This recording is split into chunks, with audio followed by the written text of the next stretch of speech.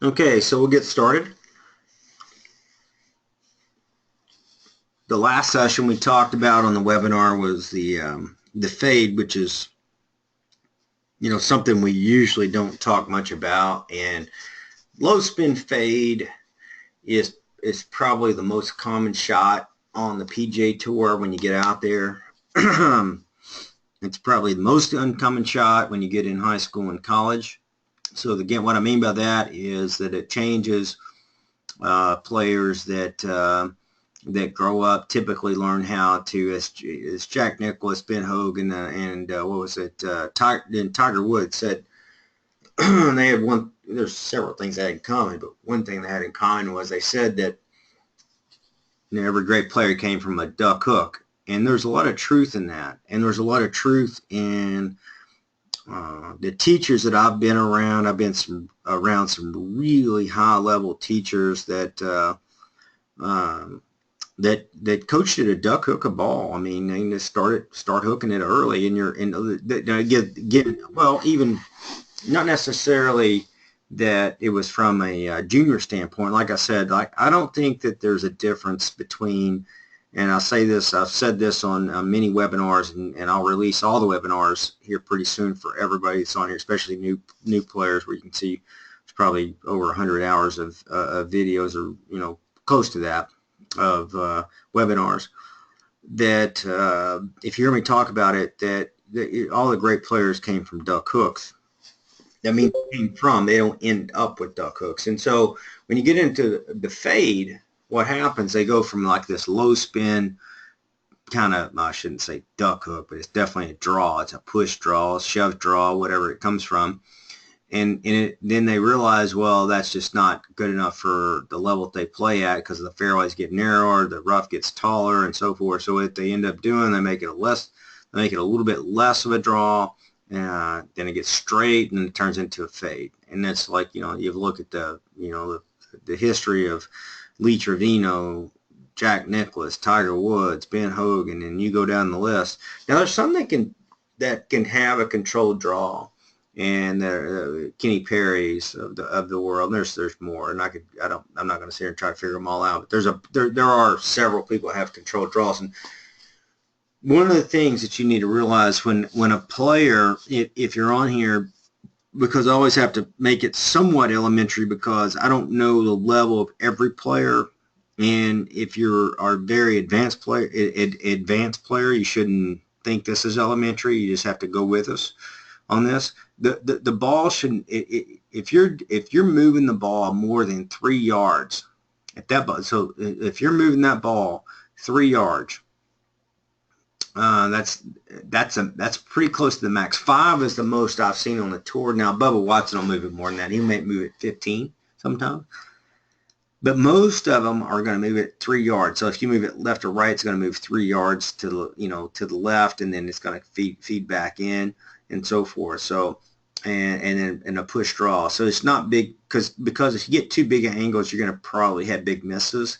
You're going to have, when you're working the ball, you're going to be able to do more left to right than you could be able to right to left typically, and have control. And I think that's important to know. So last week we talked about the fade. So this week we're going to talk about the draw. And now I'm going to pull up some players to look at it. Tiger, we're not looking at the takeaway and all this stuff, and I don't want this isn't probably but just a few years ago. But the one thing, and I get a lot of questions about, I get emails on it all the time, and I have a lot of my friends and the players I play with that ask me, you think Tiger ever come back? And my answer is on that is, it's not relative to your golf performance, but it is kind of an opinion. And Tiger Woods, and you don't think Tiger Woods can play golf, you've lost your mind. Tiger Woods can play golf, but nobody can beat the level of players that are out there now if they're injured. And that's the most important thing I can say about that. If Tiger Woods is healthy, if you don't think he can win golf tournaments, one, you hadn't been around in the last 20 years.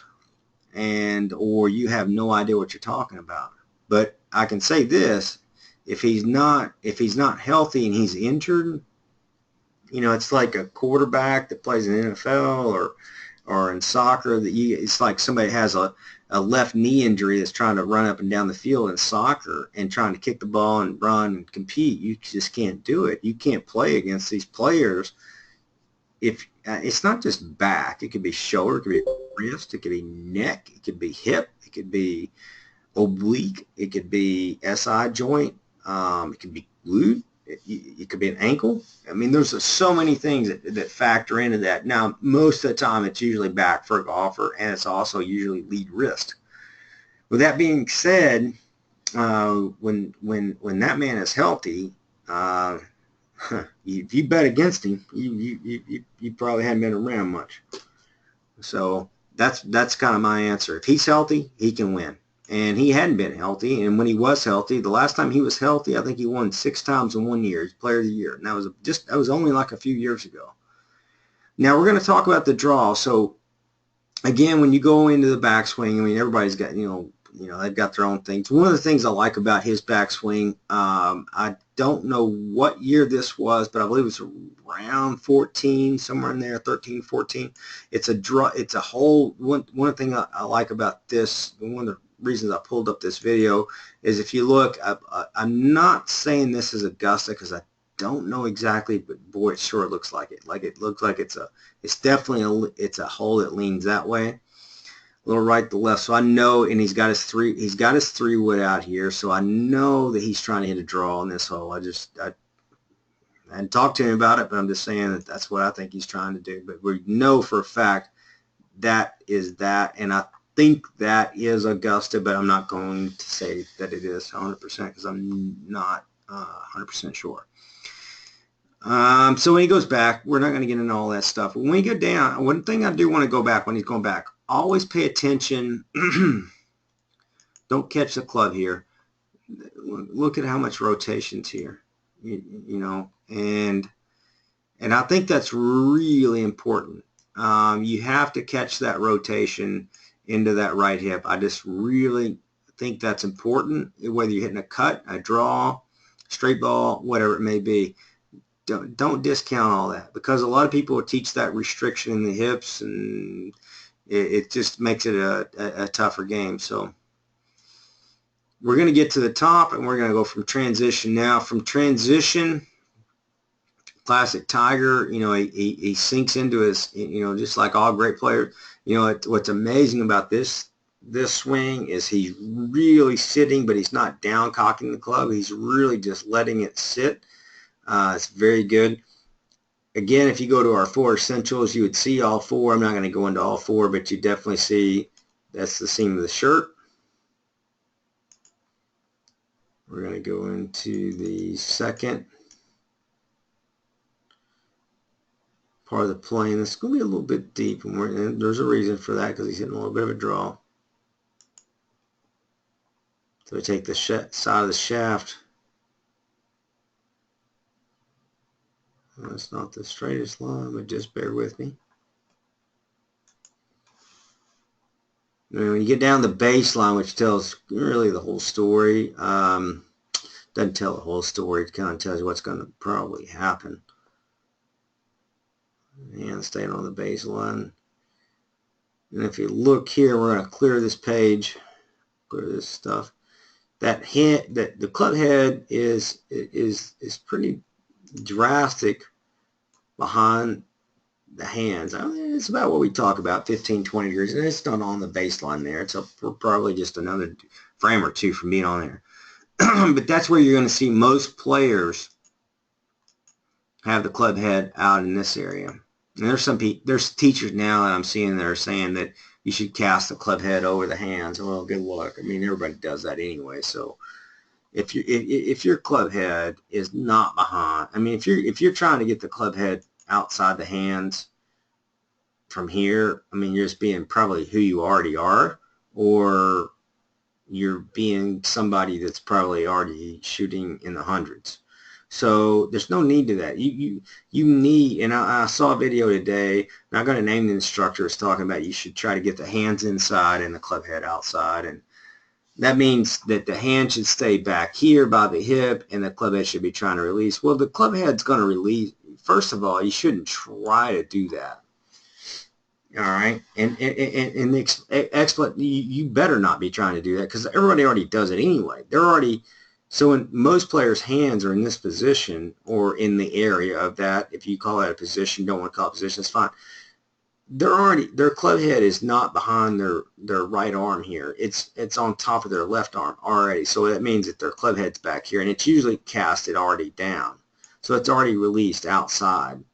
And so when you start telling people to try to get the hands inside and the club head outside, they already do it anyway. So I don't really understand that. It's really odd, and something I'll never teach, and as long as I'm on this earth. That club head should be back slightly behind the hands. Now there's different, and it's changing, because I want to show you this, because it's changing every, it's definitely, we're not on the baseline yet, so it's changing every dimension. And if you watch, eventually, yeah, now you see it is outside. Now the hands are inside and the club's outside. If you're trying to do that, though, most people are trying to do that when they hear somebody talk about it. They're trying to do it way back here. That club will break away, period, outside the hands, regardless. Even if you're under the plane, it's going to break outside the hands. So it's not like that's something we want to teach. When I say that it's breaking outside the hands, when I say break outside the hands, that means this would be considered outside the hands. You just don't see many people where it's stuck. There's some stuck out here, but those are the ones that are easiest to fix on the planet. The ones that are hardest to fix are the ones that are, where it may be stuck out here and the hands are over here, way over here, which is most common, which is over the top, but it comes way back here much earlier, and so forth. So he's hitting a really, really efficient draw here. And it's not a hook. This ball that he's going to hit here is going to be about a 3-yard push. Going to end up about probably 3 yards back to the center, and it's money.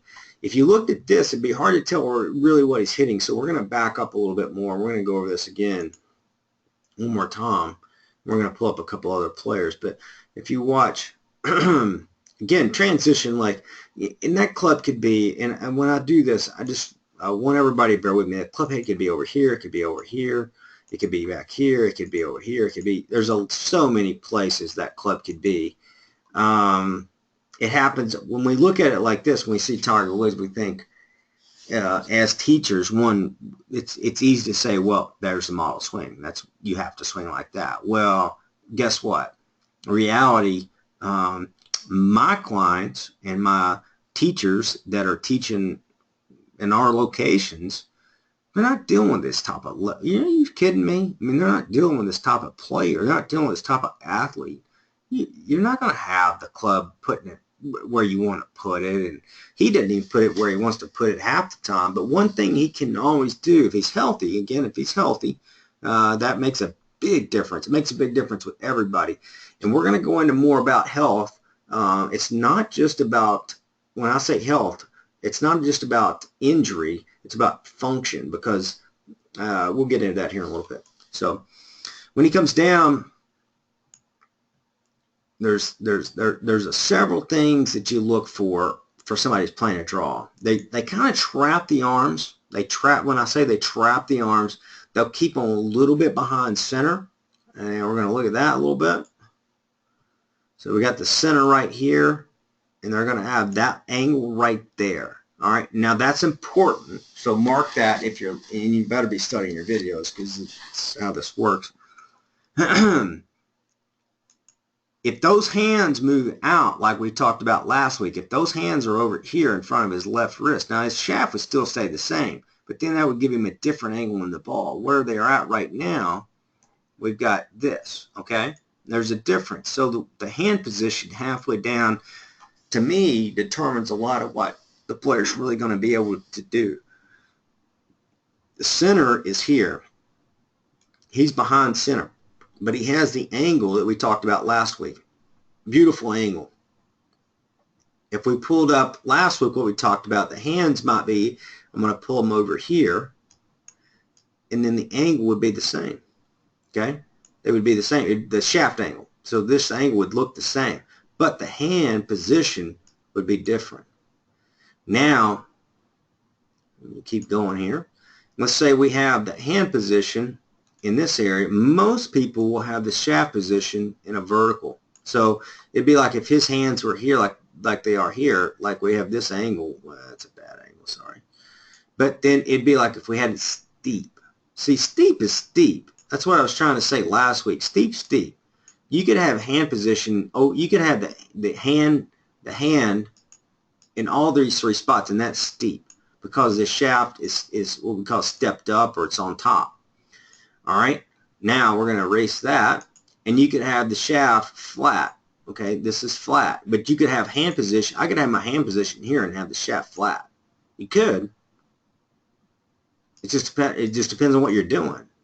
If that makes sense. So, a lot of times people will look at hand position and they'll look at like, well, the hands are, we call it deep, and we have to create labels because we have to create labels. But like this is just, it's really not deep. This is just a slight kind of behind. It's a little deep. It's a little deep with the hand position, but we could have the hand position here, and we'll show you that here in a little bit.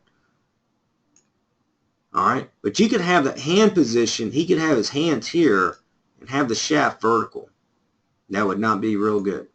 You could have the hands here, have the shaft vertical. All right, you could have the hands here. You can have the shaft laid back a little bit. When you do that, now you got a chance.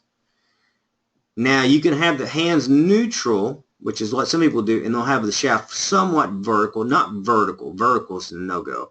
But they'll have it just off center vertical of 5, maybe say 5-10 degrees, and then they have to start dealing. I mean, you're going to see like a Mickelson right in this area, and then you have to start working a little bit more. You have to have a little bit better hand action. There's their leg action. You have to tilt a little bit more in your spine. You're going to start compensating, but nobody comes down vertical. Nobody.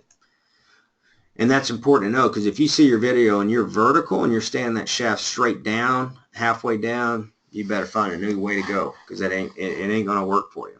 And you'll see the videos that we teach to do it, but then you're going to have to study your swing and make it not that way. And then when you start to lay the shaft down, anytime somebody starts to, if you're a player that's leaving vertical, which is most people are, when you start doing that, you better control the side of the shaft, because a lot of times the side of the shaft will get rolled open. They'll start rolling open, and then, which means the face gets too far open, and you're going to deal with a lot of rotation of the face coming through. And I'm not trying to confuse anybody. I know the veterans on this program know exactly what I'm talking about. I know the new people on here are probably going, man, I have no idea what he's talking about. We can get into deeper conversations if we need to do that after this. And I'll help you the best I can, but it is real as a day is long. You do not want that shaft coming down into the striking area of halfway down vertical. All right, you're better off to come back from this side, which is too flat, and then you got where Eldrick is here. So I'm gonna pull this back, and I'm gonna show you. We're gonna look at a few swings here, I think.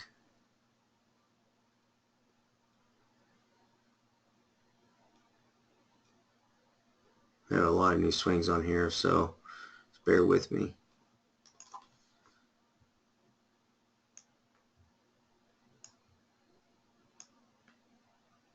All right, we're going to look at this one, I think. Yeah, that's Sergio Garcia. So this will be good, because this will give you a kind of an extreme example of somebody that does it differently but has phenomenal results. I mean, so he goes kind of out and all this, and then we come back. He's established his transition. He's got it stabilized. He drops it down. And now, if you look, I'm going to try to stop it where we were. That's pretty close. So now if you look at where Tiger was versus where Sergio is, and this is important to see, Sergio has it laid down the shaft much flatter. but he also has the arms more trapped. The arms are more back. You know, we looked at Tiger, they were here, and the shaft was more up on top of the right shoulder. So players, now I will say this, now I don't teach this, and I never will teach this to get at that's flat. I mean, I don't care what system you come from. If you don't think it's flat, then you just have a different label. But where we come from, that's flat. But it's also very important to understand, excuse me, hold on here. The arms are more behind the center of the chest. Remember when we talked about the center of the chest right here? You remember when we were talking about Tiger, we were in here, right? All right, so now we're dealing with the arms more deep and the shaft more flat. So when your hands are more deep and the shaft's more flat relative to where neutral is, which neutral would be right there. All right, then let's do that again. So I don't want to, because I don't want to mislead you. Bear with me here. Best line. Oh boy, I got it all across it. We're getting in the ballpark. There's a gray area right here. You just have to bear with me. I mean, if you know where I'm talking about from the inside of the ball, so that would be neutral right there, right? Okay, so we know this. We've established this is flat. That's flat.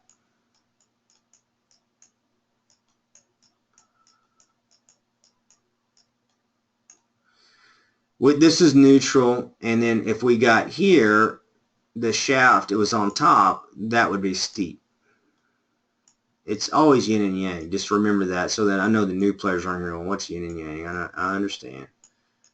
But there's players on here, they're veterans, that have been on here a couple years that know what I'm talking about. So you got over here, you got yin, you got yang, and then you got right in the middle is where the money's at. Now you can play, I don't like to say you can play here because I don't think you can. You can play off that a little bit. You can definitely play back here. You got more. You have more options. So when you start getting back in this area, you've got more options. When you start getting in this area, you lose options. You have options, but it's more tilting your spine. You can blow your SI joint out on your right side, pull the soft tissue off your left side to get injuries. That means that you can pull your rib cage muscles and so forth. So these angles give you a little bit more options we're going to talk about. This is a little bit more like kind of just going to come down on a straight line and crush the ball. If you get in this area, it's a little steep like the Mickelson or Gary Woodland. Then you start to have to tilt your spine back to the right and kind of hang back and use your legs. All right. But this player, no doubt, when you've got the head behind the hands, I mean, this is the angle you're dealing with. That's off center. That's the off center angle. You don't think they can hit a draw. Now, I don't think he's actually hitting a draw here. And I don't really know. It doesn't look like a draw hole. It looks like it could be. But he's got a lot of options. And so even though I would never teach the swing to be that flat, with the angle being that the angle of the shaft, not the hands, just the shaft. The angle of the shaft being out that far, that's a way out, like relatively to flat, because like we know, like neutral would be, again, it's hard to draw on this thing, sorry. I'm going to draw this kind of a gray area. All right, so if we're in this area, that would be somewhat neutral, where the shaft's flying down and bam, you could hit, draw, cut, depending on where your feet are and what you're trying to do. With that shaft, when you get it under, and again, some people would look at it and say, well, I'm giving you more options. You do. But if that club starts slinging it, what most people would do when they get that flat, this flat relative, like the shaft being flat, hands behind, they're going to swing in to out way too far, and they'll drive it right into those people sitting right there, and that won't be good. But when you watch somebody that's a high-level athlete, because they circle so well for their body, and you'll see this, what'll happen is all of a sudden that shaft kind of stands up on the baseline.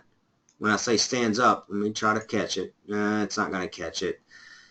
The next frame, it's not going to catch it, so you just have to bear with me. That club's a little behind that. He's definitely in the draw here, okay? So we know that now. I mean, I know that now. You probably don't. But like this angle from here to there is, you can see the definition of behind that is. All right, don't focus on the body. We're not looking at what the hips are doing and all that. Just look at how he stood the shaft down and behind. And then when you see that, he can turn through the shot. You can see, I knew he was going to hit a push draw. I mean, you can see now, we know for a fact that ball's starting over here on that right tree line, and it's going to end up drawing back. But you're going to want to know, like, well, how do I know that? And we're going to go into that here in just a little bit, because I think this will help. It's good because we're working on the draw today. Now, you'll watch it. Let's watch it. You can see it. If you can see the ball, I'm going to pull that ball back. So we know the ball started over here.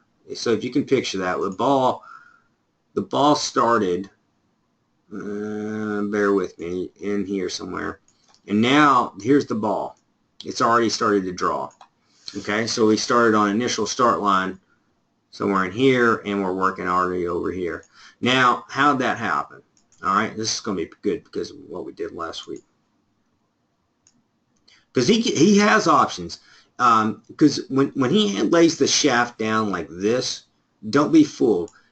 He can hit a cut as good as anybody. So if he was like this, does that mean he's going to, because he's laid the shaft down flat? No, because when he starts to hit a cut, he'll just aim his feet over here, and he'll change his swing path over here, but his shaft will still remain flat because that's his style. Okay, and that's going to be, if you're taking notes tonight, come back and ask me that tonight, and I'll try to explain it the best that I can, because when you start changing your feet angle, your foot angle, and how you take it back, you can still lay the shaft back, and then it changes the angle to hit more of the cut ball.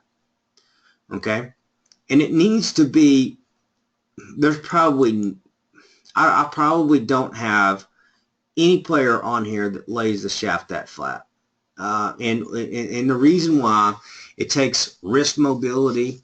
It's a style of swing, which is not popular. Most styles of swing, if that's flat, which it is, the shaft angle is flat. Most are standing vertical, and what we're needing. Oh, come on, get out of there. Oh, what is this? We're needing somewhere in the middle, and so when you see what we talk about, we're needing somewhere in the middle, a little bit more right in here, right in there.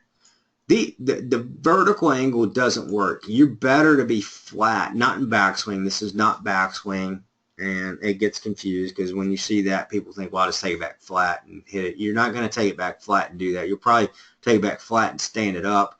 Standing it up, when I say something like that, you might take it back real flat, like, you get up flat like this, and then you'll come and you'll stand the shaft up, and then it's the same way. And that's where some of these systems has got popular, the A-swing or whatever that thing is, where you get up here, you stand the shaft up and then lean it back. It's just kind of superficial. It's a style. It would work, but most players end up being who they are because of who they are, not because of what they were taught to be. But you better know if that shaft is coming down vertical like this, you're probably going to have a lot of pop-ups in your driver. You're probably going to hit a lot of toe shots. You're probably going to hit a lot of weak shots. You're probably going to hit the ball very vertical, very high. There's more. If you can get the shaft to lay down more in between the areas, the gray areas, what I call it, right in there, you've got there's basically, if you took, and the veteran players on here would know this, if you take, here's really your angles of attack into the ball. I mean, the one good thing about this, if you notice, and this is about as flat as you can get it where he's at right there, those are your angles of attack. I mean, that gives you, that's why we say there's so many ways to play great golf. But when you get up into the vertical angles, you start to lose, you start to lose that. And you can do it, but you just start to lose some of that. I mean, when you get vertical, you can start to go vertical and then tip the shaft back into the gray area, like, it's kind of like and I'm not saying this about backswing, I'm saying this about downswing. Most people can, if you picture Jim Furyk where he kind of lifts the club up and then he kind of gets into this gray area and then, he kind of comes out of it and hits the ball, does what he wants to do. That's what I'm kind of talking about. So there's just so many options to play great golf. The one that you don't see much of is going to be the vertical. So when you come out of transition, let's go and erase this. Are you going to see it this flat? I don't think many players can be here naturally. If you are, great for you. You'll probably do really well. Most people are going to be coming in from here. If you can get into there, it's much better. If you can get into, in my opinion, if you can get over here, it's going to be way better. Drawing the ball, you better have the hands deep. And this, again, drawing, I'm saying 3 to 5 yards, okay? 5 would be the maximum. I mean, because you get outside that, it's a hook. But the arms, the hands should be somewhat deep halfway down. When I say deep, that's a perfect example. So you could be here and hit a beautiful draw from right with the shaft. Because, again, they're two different things now. And again, we've tried to do the best I can to talk about this. But, like, if we talk about the center line right here, all right, we're going to put a circle around the hands, and then we're going to draw that up off of what would be somewhat neutral there. It's different. There's a gray area right there. That ball can draw from right there, but it's just because of the hand location. If we start to pull this hand location out, let's just say if I took Sergio, all right, and I pulled his hands over to here, I could still keep his shaft flat. I could still go there, but he would still probably hit probably a cut, because a lot of that would be based on going back into the foot line. He would probably change his foot line. That would change his hand line, and then all of a sudden that would change the initial start line. It would turn into something like this. That makes sense.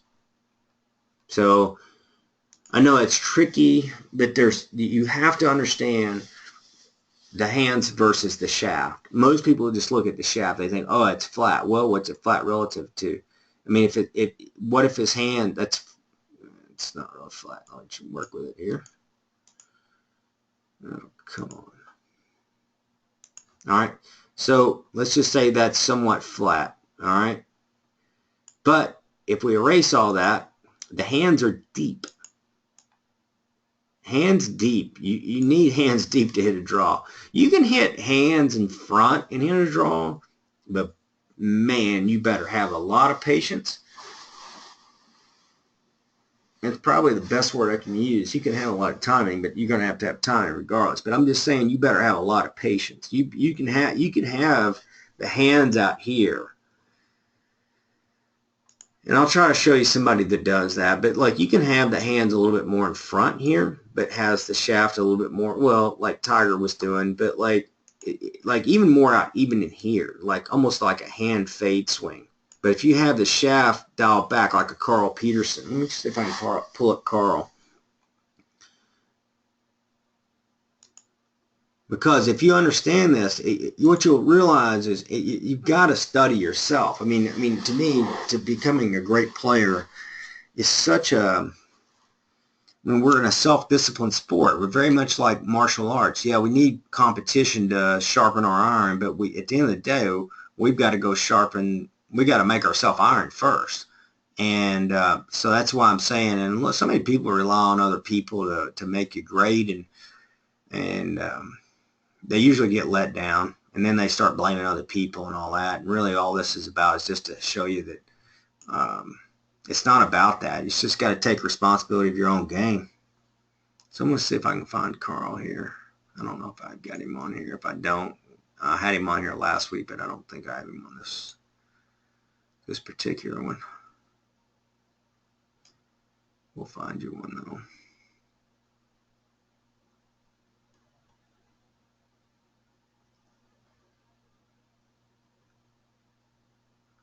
See if I can find one. I go there. This might be interesting. This is off topic because I can promise you this isn't going to be a draw. But I want to show you the difference because we talked about draw last week, or excuse me, fade last week. We're going to talk about draw. We're talking about draw tonight.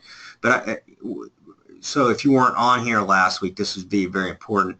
This is Colin Montgomery. I can assure you this isn't going to be a draw. But if you look, the hands are more in the center and more in front. So if you look at halfway down, they're a little bit, but if you look at this shaft angle, this is really important, okay? Everybody thinks Colin Montgomery is really steep, okay?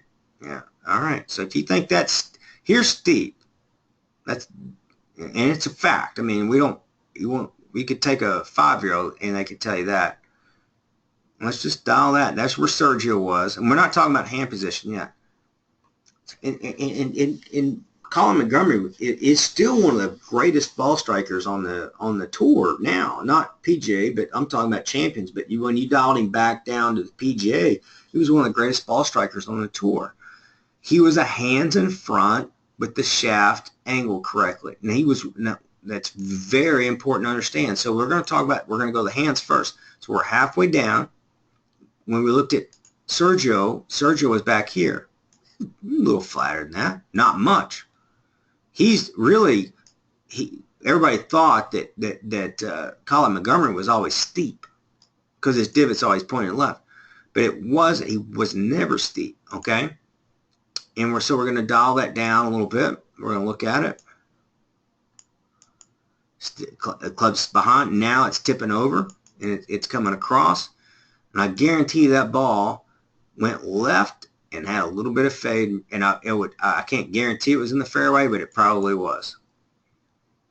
So, I mean, that shows you what we're trying to talk about. The hand position relative to the shaft position are different, and if you understand really what the goal is there, and the goal for every player is a little bit different. So, look at Bernhard Langer. This is back in the day. It's not Champions Tour. So if you look, then this is hands in the middle. We're about 1 frame short. But this is a lot more neutral.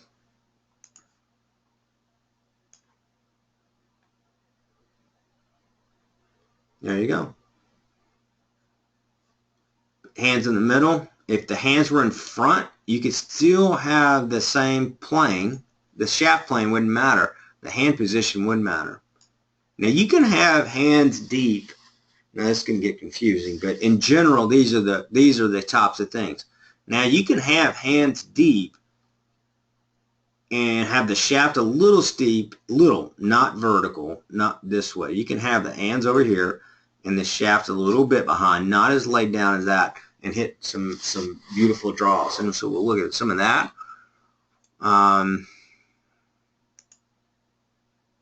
Bear with me.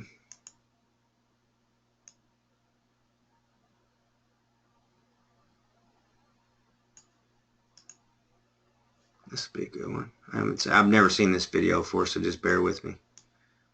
But I know who it is. So this is Rory McIlroy.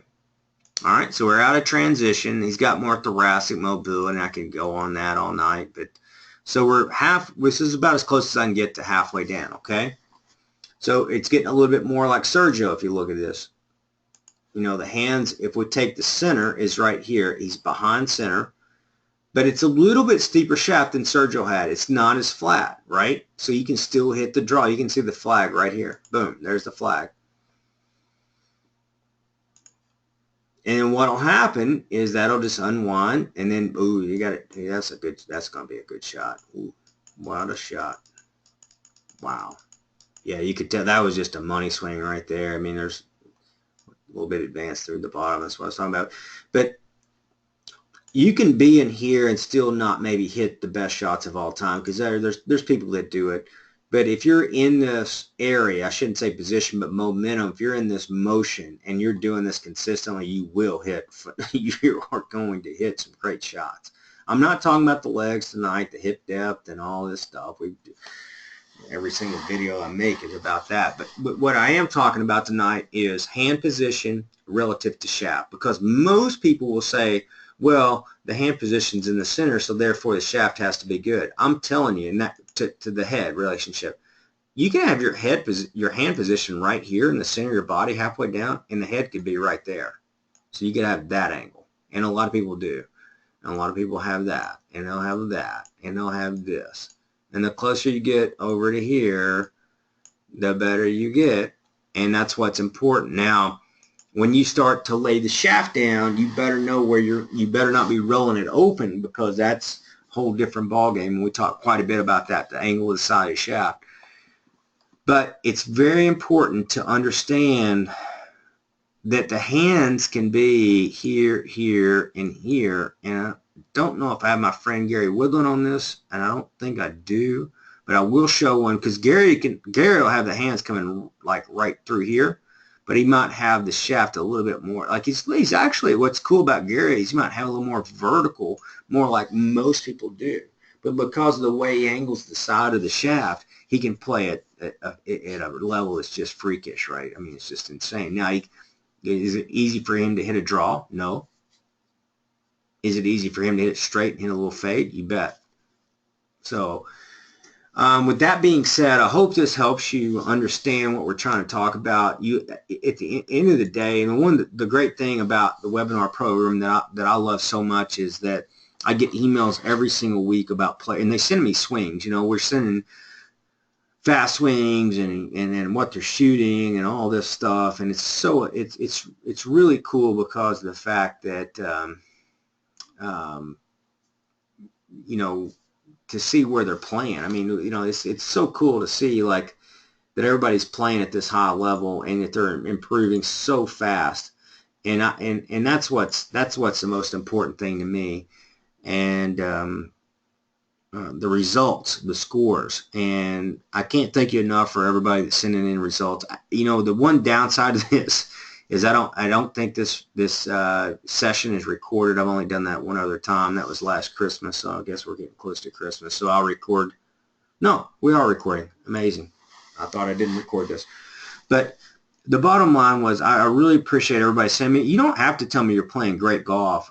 You can tell me anytime you send something in. All I want it to be is real. You don't have to tell me that you're playing great golf and not. That could have happened in the past.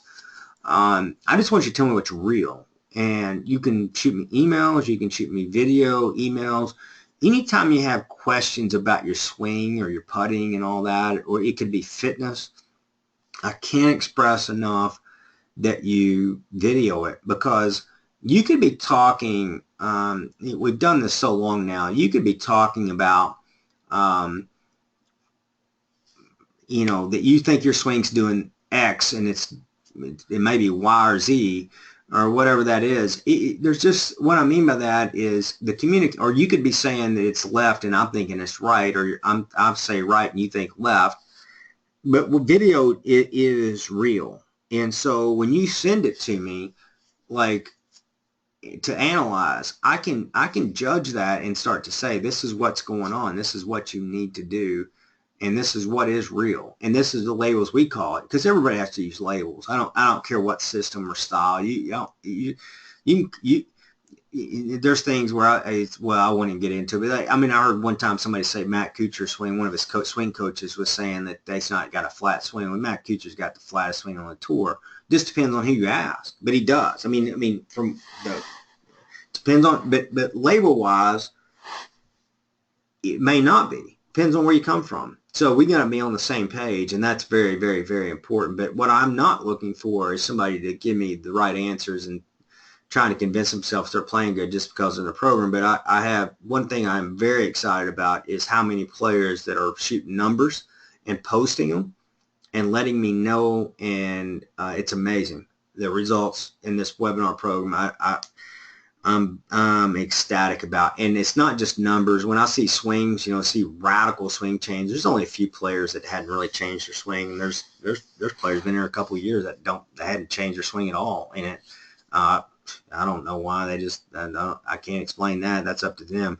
But I can tell you the mass majority of the players in our program, when they send swings, it's amazing to see where they came from and where they are and where they're headed and where they're going, and it's awesome. And I want to continue that. We want to make our program better for the future, and I'm always open to any suggestions, not only just with whether it be swing chaining, whether it be short game, whether it be fitness, whatever you're looking for. If you're on our program, I really hope that you just you never have to be bashful. You can always tell me whatever you want to tell me. I may tell you that, yeah, it ain't going to happen, or I may tell you that it will, but don't be bashful, because that's the worst thing we could ever have happen. And there's a lot of things we got to get better at, and there's a lot of things we will get better at as we move forward.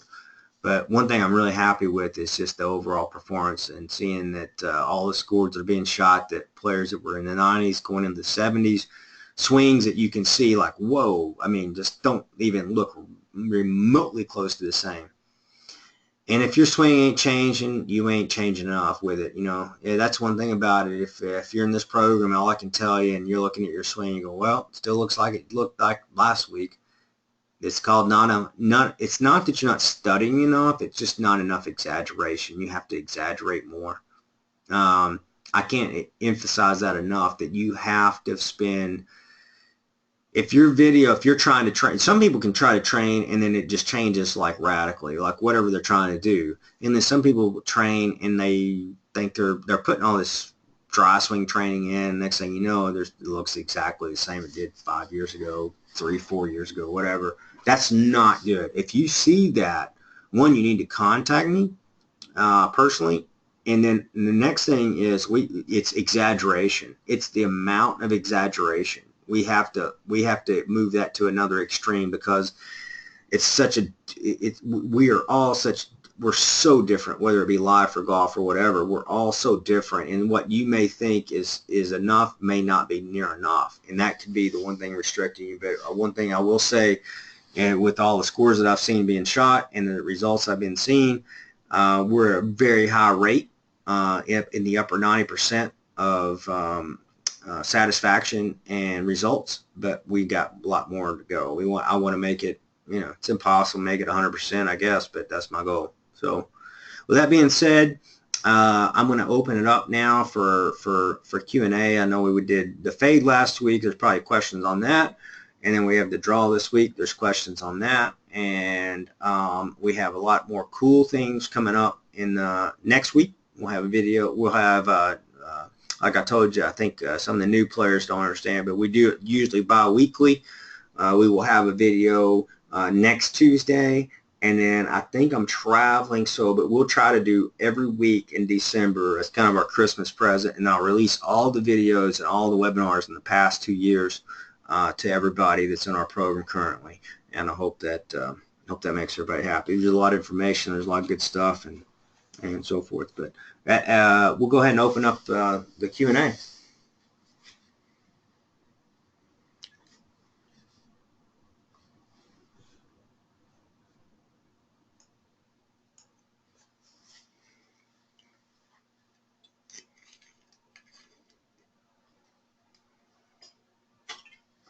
We had a crack group tonight.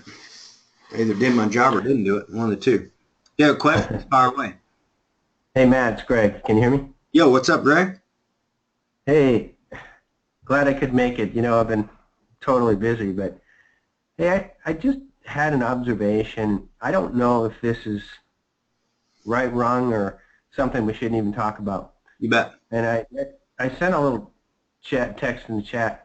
One of the things I noticed with these fine players, and we're talking about a draw, and I know you're talking about the hands being a little behind. Am I mistaken, or did I notice that the hands kind of dropped and the shoulders stayed relatively stable? So what I mean by that is, I've noticed that if my transition is a little quick, yep, my shoulders have a tendency to move first and then stabilize, but it already throws me out of position. So when my transition is, I pause, like we've worked on for the last year, you bet. Then everything just sort of comes into play consistently, and my misses are really, really good, if you will. Yep. But my hands are closer to Montgomery's outside, but where my shaft is. Yeah. So that's what I noticed, even on Montgomery's. I want to pull it up, Greg. I'm not trying to cut you off. Let me just go to Montgomery's, and I'm going to pull it up, and that way everybody can understand where we're going. Because of course, I know your swing because you live in Austin. So I'm gonna, if you don't mind, let me just pull it up. It's not the same one. There we go. Hold on, here it is. All right, and then I know what you're going to say, but I want to give everybody a visual. We'll say there. All right, and then you can go from there. Yeah. So right there, his shoulders, to me, are still turned quite a bit towards the back of his swing, whereas mine would be almost directly down line at this point. See what I'm saying? Oh, yeah, definitely counterclockwise. His are still fighting. Yes. And, you know, so to me, so you know my miss there would be the masse, right? And it'd be a slight fade. But that's what I noticed was consistent about all the players was they didn't have an early shoulder turn. I don't know how else to put it. Yeah, I agree. And what's that? I agree. Go ahead. I'm sorry. You cut you off. Sorry. Okay, so that's just, to me, what I pulled out of here, to me, for my hands, need to be a little bit further behind me, but also my shoulder turn has to be kind of not leading my swing per se, but you know, not getting too early with my shoulder turn, I guess.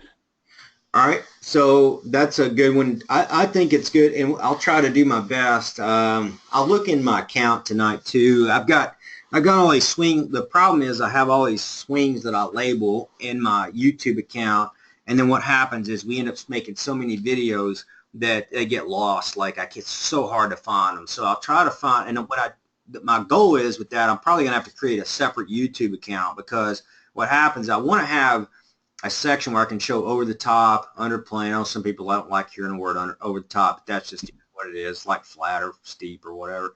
And all these, and we can label them, and that way people can see what they're really trying to look at. And with Colin, face on is going to be a good example, because, you know, he's kind of one of those players that drifts off. He's not real athletic, and he's golf athletic, but he's not real athletic as a human. But he's fighting this. What most people look at, let's just go back frame by frame here. What most people look at, and this is what gets them either over the top or stuck, is a look at this motion right here only. And they forget all this. Like, and, you know, man, you don't, do you hit the ball with your hips or do you hit it with your club? I mean, it's just kind of common sense. And I'm not saying that to you. I'm just saying that to all of us. I'm just saying that if you look at only the hips, with the movement of the pros are all going to circle, lower body circle, and it's going to look good and all that stuff. But what we don't know is the discipline of the upper body. And there's a drill, we call it Justin Rose drill, and I hope I can find that, because he's got the best pre-shot routine on the tour. But what you're talking about is let me erase that, is he starts to unwind. You're going to see this lower body unwind. But if you look, what we don't see a lot of times is how much discipline is back here. Like he's resisting in this backside, like you're saying back here. All this is resistant. Like when I say resistant, not going that way, not going towards the golf ball in any direction, whether it's a cast or whatever. So as he unwinds, he's unwinding, but he's being delayed and patient back here. You know, you're going to see rotation. He's rotated on here, but that doesn't mean that his right side, see, that's where people get confused, because like right here you say, well, he's unwinding. Yeah, I agree. I'm not saying he did, but this part of his body is still resistant. This part of his body is still resistant. And that's where you better be resistant for as long as possible. Well, not as long as possible, but to the right time. It would be a better way of saying that. So all this right side is resistant. The side of the shaft is resistant, yet when you look at his body, he's already unwound. Most people, what we do is, because we look at it as an illusion, when we see this, I'm going to back it up, and I hope this makes sense. But we see all this rotation back. I mean, this is beautiful. Like he's got this beautiful rotation. He's got all this. His club's way past parallel. That's all right. But what we see is, like, we go from there, and then you'll see, like, there's going to be a lot of unwinding. And that's what we see. Unfortunately, we see this with our eyes. All right? And so I'm going to let that play out a little bit. So we're going to see all that. So we're going to see this unwinding, and that's the way our eyes play tricks on us, is they see this unwinding out of that. And I'm not saying he had unwound. Now that's tricky to say, but what I'm saying is that is not, he is feeling this way. He's feeling resistance here and here. In reality, we're seeing, I guarantee you, he's not seeing what you're seeing, and I'm not saying you, Greg, but I'm just saying all of us. He's not seeing what we're seeing here. He's not seeing that, or feeling that's a better way, I should say. He's not feeling that, even though he's doing that. What he's doing is he's feeling like he's resisting all this back, and that keeps that internal torque. He's not just doing it with the lower body and the right hip and the right side. He's doing it with the shaft too. All those are resistant. It's proven. You can see it. You can see the torque there. If you look at it, you have to be an open-minded person, but if you look at it, you can see all this that is still resisted. Where most people are, they see the other way. So they think, wow, look at how much he's opened up. Look at this. Look at this. And then what they do, they'll release that too. So then now you got three things that are going to crush you. You're going to open up too soon with the lower body, open up too soon with the upper body, and you're going to dump the shaft out, and you're in problems. And so to me, that's where the internal torque drill comes in handy. Internal torque drill, we have 3 versions of the internal torque drill. We only have one video on it. It's not public and it's not private either, so we don't really have it. So you just have to bear with me, and I'll release that to anybody on here that wants to see it.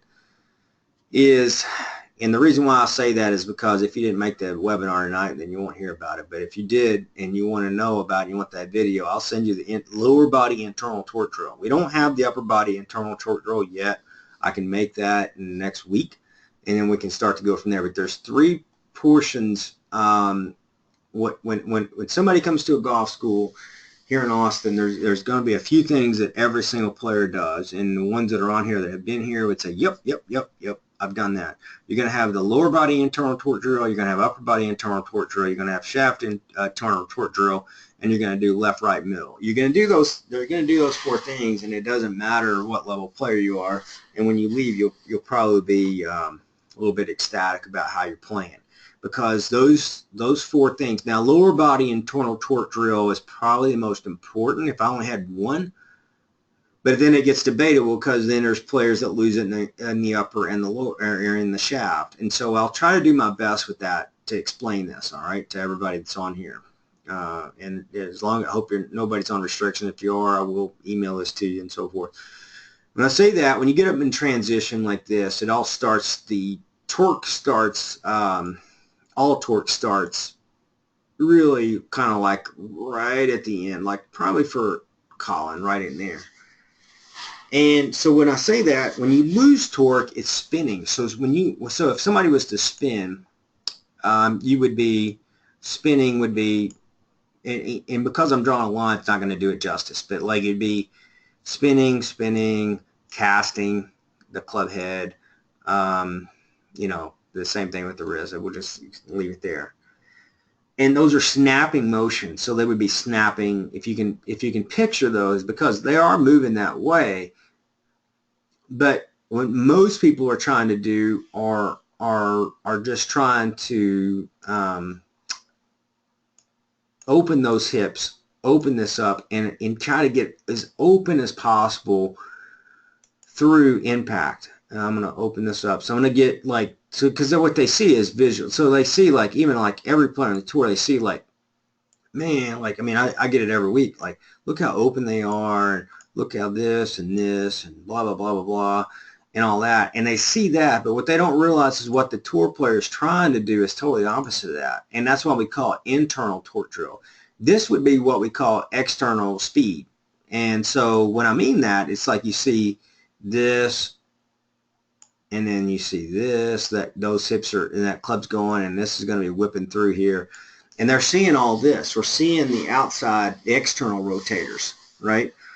And this is tricky, so you just have to bear with me, and I'll do the best I can explain this, and I'll open it up for more when I get done, which will be pretty soon. But like, so when I get here, but you don't realize the players are trying to keep the torque here, and the torque in here as long as possible. Yeah, they're just trying. It's a resistance. I've heard even instructors say imposing forces. There's nothing lying about that either. It's just true. They're trying to keep all that, even though we're seeing the opposite of what I'm saying. They're not doing, like, if you look where they're at right now, they don't see any resistance. I mean, you don't see it, but what they are, they're all doing it. But that's what you need to focus on as a player. You got to resist as long as you can with the hips, the shoulders, the club, and the side of the shaft, and then you get that. You'll start to see kind of the good things, which is the side of the shaft moving forward and where it should be, the lower body moving out and away, and the upper body following, and all that. But that's the kind of the external, and that's the best way I can explain it. If feeling wise, it will not feel that way. So, and when you do that, when you look at it from a down the line view, because I think that's really important, I'm going to try to pull feel up, because feel is a good one, because feel gets it steep, steeper from a normal perspective, kind of from a left-sided view. So let's bear with this feel. So if you look, and you remember what I was talking about this earlier. Look where the hands are. I mean, they're right in the middle of the chest. Now, he's that much off. I mean, that's what's crazy, because everybody says feel has a lot of the instructors will say feel has a steep swing. That's steep. That's neutral. And then we saw where Sergio was earlier, right? He's not steep. Even I'll be the one to say it's a little steeper, right? So what it shows you, though, is like he's in that gray area. The gray areas are in here. Those are the ones you're going to win in, and so forth. And there's other factors. I mean, you got coordination, silkiness, and other things. But I just wanted to show you that, because when you watch when this club releases away from his body straight down, boom, it's got it right on there. It's a push draw, because he still came from, if you look, the hands came in deep, shaft back, and then all of a sudden the shaft lays away, moves away, and then you got that. Now there's a little more hand rotation, what we were teaching on that, but you see kind of the push draw, and it's kind of coming from a steeper but hand back position. He's somewhat neutral. It's barely. So that ball maybe moves 2 or 3 yards. But you don't see much steeper than that. I mean, Gary Woodland may be a shade steeper than that with the shaft, but the hands are about the same position. And I know tonight it was a little, I don't know if it was complicated or not. I don't know, because I'm not on the other end of it and trying to figure it out. But like, I do know that it's different, and it's not different than what we've always said. It's just saying that there's different angles to come in. What you have to know, if you're a hands out person, I'm going to try to, just hang with me here. I'm going to try to find Carl Peter, because most people have hands out, and I want to show you, if you're a hands out player, if the world's not over. There's options, and the ones that were on here last week will know this. So,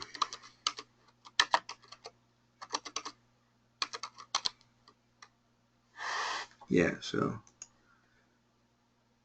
all right. So this will be a good one to look at. When you have sinus pressure and congestion.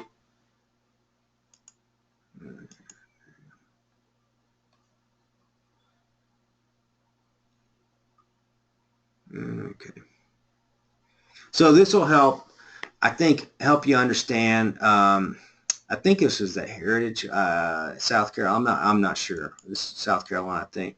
Let me get up here and hit this. But I want to show you this swing, because he's got his own style. He got his open feet. That doesn't mean you're going to hit a fade necessarily. But what I like about this is when you get out of transition, what most people do is what he's going to do. All right. And so to say that your hands can't come out this towards the ball is not true. They can come out that way, but you better have control of that shaft. All right. So we're gonna erase this and let it play out. So you can see the hands are moving out. And I've got on our website, I made a video about this, and I got hammered for it. I probably got more dislikes than I did likes, and I made it because it was the variable planes in the golf swing, and I really do. I think it's the only video I have that has more dislikes than I do likes, and I don't give a shit about it, to be honest with you. But I kind of do. I mean, a little bit, because it's kind of like you don't understand. Like, people don't understand. My point is with the variable planes is that there's a lot of ways to get it done. And there's a few that you can't get it done. And these are some of the things that can help you. And I just think that when I made it, it showed like the swing wasn't perfect. Most of our videos, when I show it, I demonstrate, and I'm not saying their swing's perfect, but it's like people go like, wow, that's what I want to do. Well, my point is that might not be what you can do. And if you can't do it, you need to look at some other options. And that video is one of the least watched videos that I have, and it's probably the most disliked video that I had, and it's probably my favorite video that I made. So that tells you. And what I did by that was it was to show that you can have a lot. And I could have made that video for 2 hours, because I could show you there's so many options to get the job done, but there's only a few ways to not get it done. This is one of them that are like that. So if you look at here, we just talked about how far. Look how far the hands are out. All right. Where's the shaft, though? That's what I'm saying. And so then it gives you can have the hands out, and most people will do that. They pull from the thoracic spine, or you can call it whatever you want. I don't care what anybody, you can label it whatever you want, or you can say whatever you want. But if you look, one thing I think everybody can agree on is, like, when he establishes transition, his hands go that way. So we'll just break it down to that. All right. And I think the next thing that we can do is his hands go that way. They're pulling out, that he is going that way. Well, what do you know? Now we have options. What I'm saying is, when you run out of options is,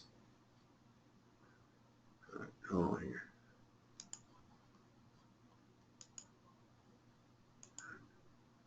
When you run out of options, it's usually when the hands will come out this way and the shaft comes out this way. That's when you run out of options. It's not the only way, but that's usually what will happen. And you can see he's fighting that shaft back. And he is a phenomenal. He's got a very low spin shot. Beautiful ball striker. Putting, I won't say because it's not positive, but like, I will say this, ball striking is positive, and so forth. So a lot of times when I'm trying to explain this stuff, it's just to show you that you have options. That one video that I have, it's a variable planes. It's probably one of the most least watched videos, and I'm telling you, when I made that video, I was like, I thought it would be the most popular one I had, and I don't care. I mean, it's what it is. It is what it is. All right, so it must not have got to people. But I will say this, also very disliked, and I'll say this, is that video is real. And I'm telling you that I could have made that video the longest video that I have in all my arsenal, because there's so many more options of variations than there are of one. And most of my videos, I try to show you, like, I think this is the best way from the start to finish. I think this is a easier way, be in the gray areas and go with it. But the variable planes is after transition, and that's where my heart and soul's at. My heart and soul, when I teach, and everything that I do is based in coming into transition, in transition, and coming out of transition, because I think it's the most least taught and underrated thing in the game. And so I just hope people pay attention to that, because if you catch what I'm saying in that video, and it's a long video, but I could have made it 50 times as long as that, I think people would have really watched that and go, wow, okay, I can relate to a style. And if anything, that video was, now I probably should have just called it Finding a Style. I mean, it would have been a better label, but like the truth is it's really about finding your style. You don't gonna look like Tiger Woods. You're not going to look like Roy McIlroy. You're not going to look like me or Henrik Stenson. And guess what? None of those people that I just named look like each other. You know, they're all different and so forth. So, and Carl Peterson, I mean, it's like Carl Peterson's a phenomenal ball striker. He's not a very good athlete at all. He's a good golf strong athlete. You know, he's a golf athlete. I shouldn't say it like that because he is definitely a golf strong athlete, but he's not an athlete, you know. He just does what he's capable of doing, and he found that probably not through instruction. He probably found it through himself, and so found his style. And so I hope players will go to that video and pay attention to it, because that's that video. It's the funniest thing. I thought that'd be our best one. It was probably our worst. So shows you what I know. But anyway, back up. Matt, can I ask a quick question? This is Jeff Mullen. How's it going, Jeff? Good. How are you?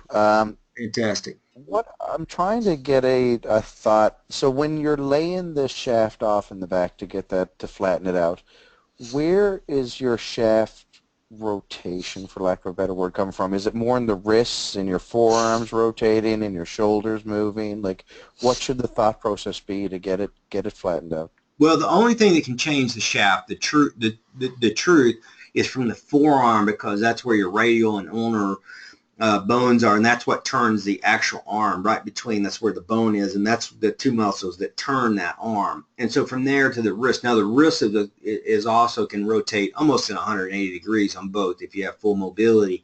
So they have ability. You from basically, if you took from the elbow, let's just make it simple. If you took from the elbow to the fingertips, those are what controls rotation. They really do. Now, and they can fight rotation, and they can extend rotation, they can cast, they can throw, they can rotate, they can do so many things. So when I say that, I'll try to give you an example of what I'm talking about. Let's go to face on here. Bear with me here. I get off of this thing here. I'm going to go to face on.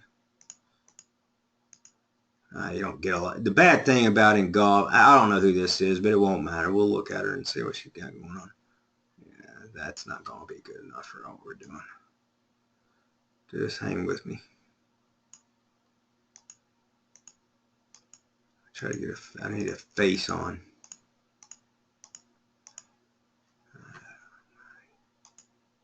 Oh, this might be it. Yeah, here we go. All right, so well, because it's 3D, you have to look at all dimensions, but you just have to bear with me here, Jeff, for a little bit. So when you get up, you know, when you get in this area, you know, really the muscles that are really moving, there's the radial would be on top and the ulnar would be on bottom, and you have the bone, and then you have everything else. But then you also have the hands are a ball socket joint, so the wrist. And so with that being said, they have freedom of motion, and that's where it gets tricky, because they're not all locked. If they were, I think everybody would be a pretty doggone good player. But if you focus on this, what you're talking about, you need to focus on this entire package right there, in my opinion. Because that's what they control. They can when I say you got to control the side of the shaft, lead side of the shaft, that is all affected by, you can't control this if you don't control this. Does that make sense? And it may not. So, but I'm going to come down, and so when I release this, when he starts to release, most players, now there's some that have more rotation than others, and it's not saying that they're not good or bad or whatever. It's just depending on what timing package they have. Everybody has a different timing package. But with that being said, like with Davis, he just really doesn't have a lot of that. His rotation is really already established through, as we say, this section of the shaft. All right, so that's established. which means he's established all this. Doesn't mean the elbow position, doesn't mean this or that. It just means he's established that. So now he can apply that as pressure against the ball, and he doesn't have to worry about whether the shaft's open, closed, or so forth. He also, when you're doing that, another thing, because it's not just that simple either, and because I wish it was, you're dealing with flow. Flow, flow would be like if I just drop this down a notch and I say, all right, let's go back here right before transition. I watch this a lot of times especially when I'm going out playing a game. I'll just stop it right there and I'll let it run, because it teaches your eyes to see flow. It's probably the most underrated thing we could say on here tonight, because we're doing technical things, but drop the speeds down to where you don't want to necessarily pause it.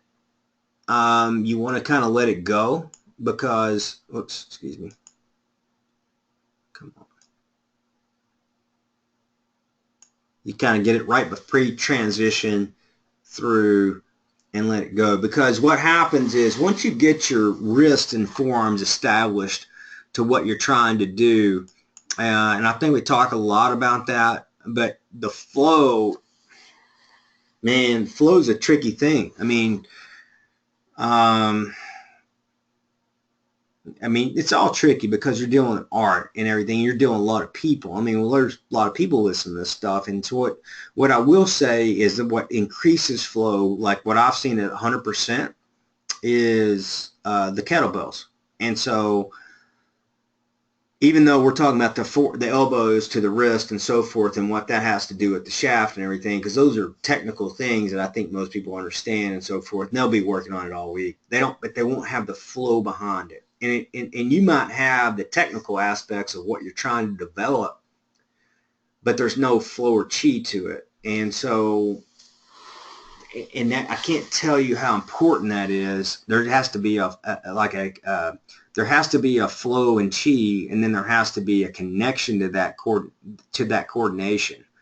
And if you watch players, if you just forget what it looks like from a technical aspect, and you just watch the flow, not super slow motion or static positions, and you just watch the flow, that's the silkiness that you want. That's probably almost too slow, so I'm going to try to speed that up. So what I would watch it probably about this speed. The reason I'll explain the reason why. Yeah, that's a good speed right there.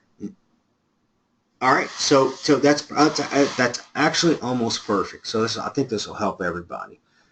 And when I say it's almost perfect, because you can watch this where he establishes transition. 1, 2, 3, comes out, boom, and comes out through the ball. And I can't tell you how important that is. So he's swinging back. This is not his real speed. It's a little faster, obviously faster. Establishes transition, comes out and through. So that's the flow and kind of the silkiness of the swing, which has to be it's really all they rely on when they get to a certain level. Your goal when your golf swing, you're trying to get your efficiency right with how you want to attack the golf ball technically, and then it's all about flow.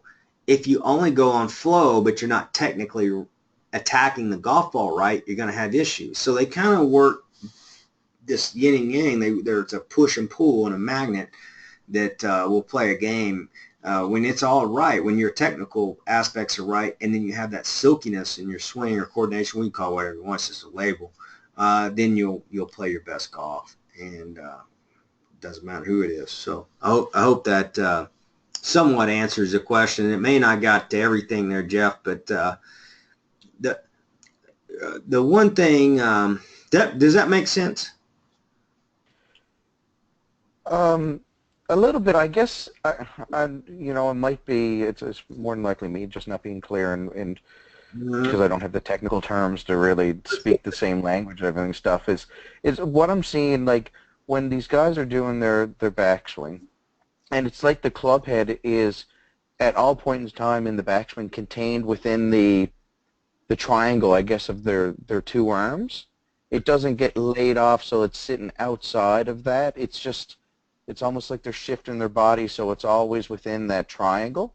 Is that correct? Or Yeah, I think I know what you're talking about. I'm going to show you a video, and you've probably seen this when most of the think players are on here have. There's actually probably a lot that haven't because we have a lot of new players on here, but just bear with me. But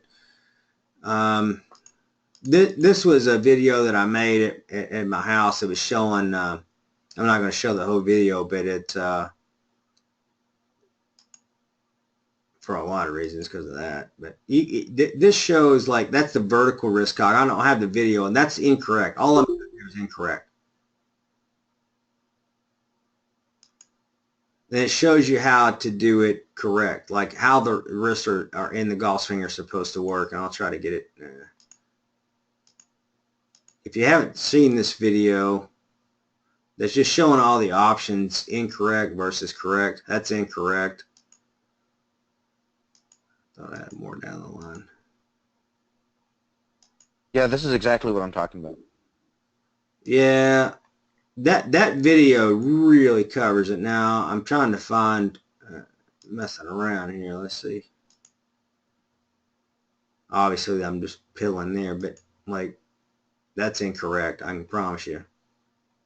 That's where I'm overrolling the lead arm, and that's pulling. Like we talked some about that today. That's going to be more correct, and I hope I go all the way back.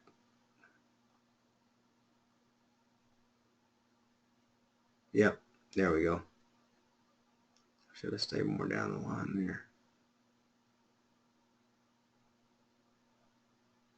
That video right there, though, how to use the wrist, and then I've got a public video now, so it's not really hard to find.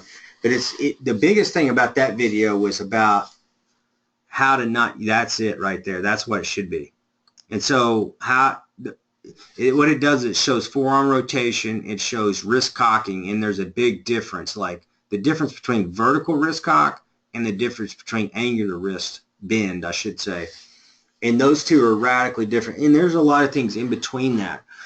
That kind of helps you build a better angular attack with your wrist, though. Does it have to be in the takeaway? Nope. It sure doesn't. You can develop that.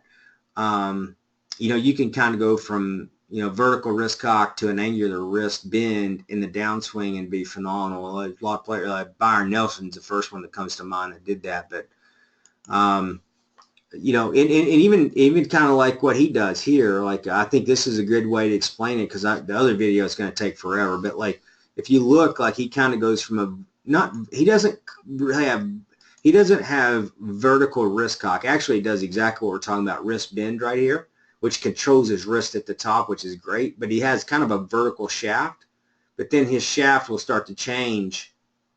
If you look, it'll start to change, and it'll start to change planes onto a more angular strike, which the only way it can change to an angular strike is only through the wrist.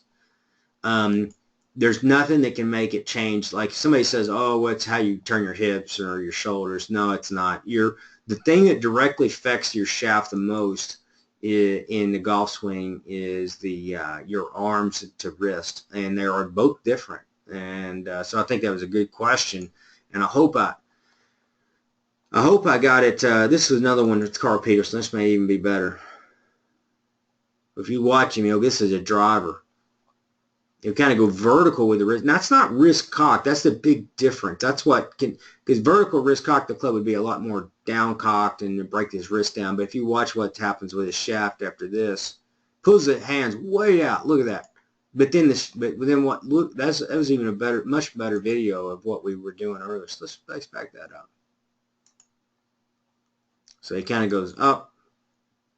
He starts to circle and unwind, and he shallows out down the shaft. You can see.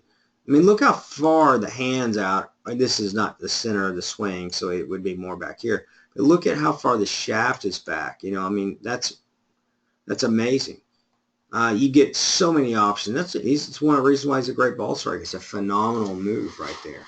You don't have to be there like we were showing before. I mean, they're all going to come in from in this area, but you can come in from here, and some will come in a little bit lower than that. What you don't want to do is come in vertical, and if that's the only thing we learned tonight, because so many people do come in vertical with the shaft, with the club face open, but they're coming in open because of the fact of the side shaft has been under rotated, so hasn't been applied where it should be. So anyway, does that help at all? Does that make any sense? No, absolutely. That video that you brought up, I wrote down the title of it there, so I'll have a look at that because I think that is hitting the nail on the head.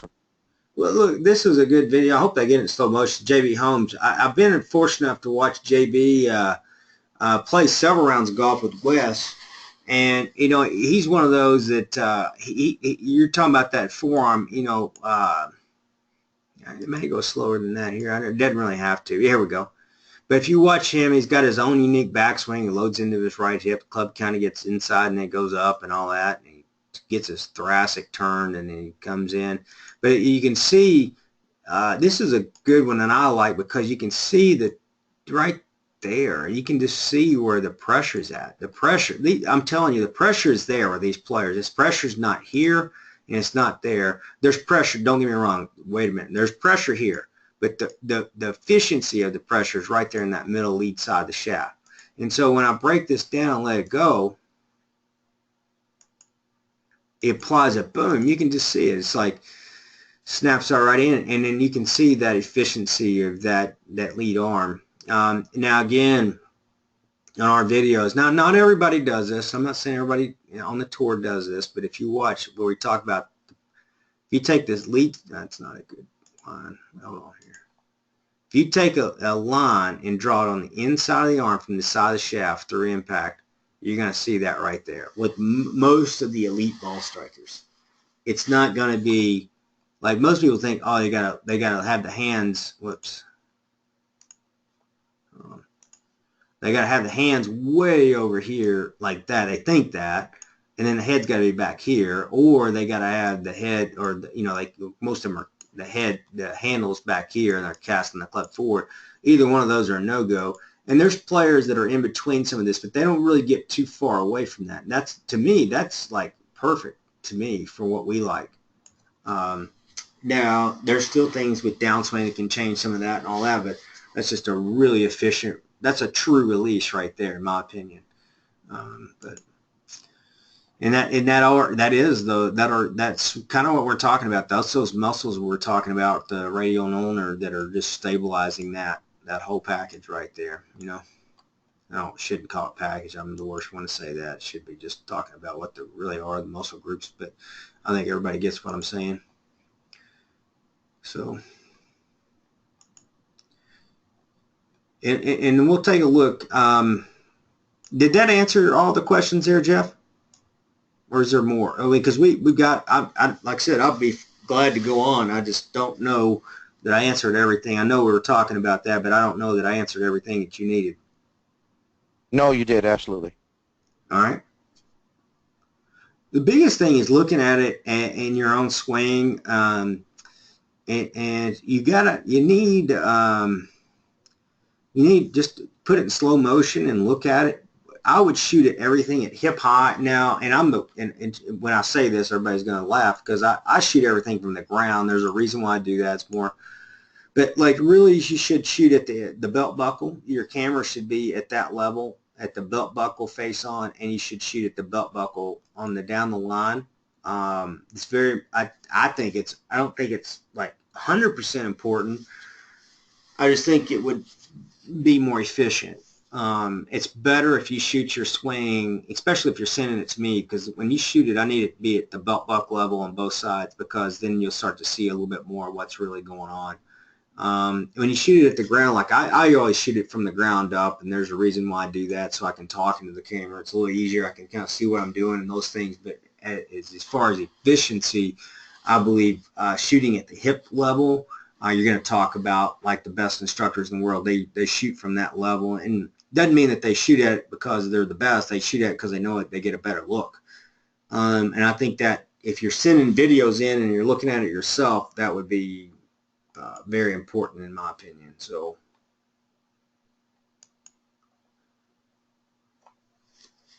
but are there any more questions?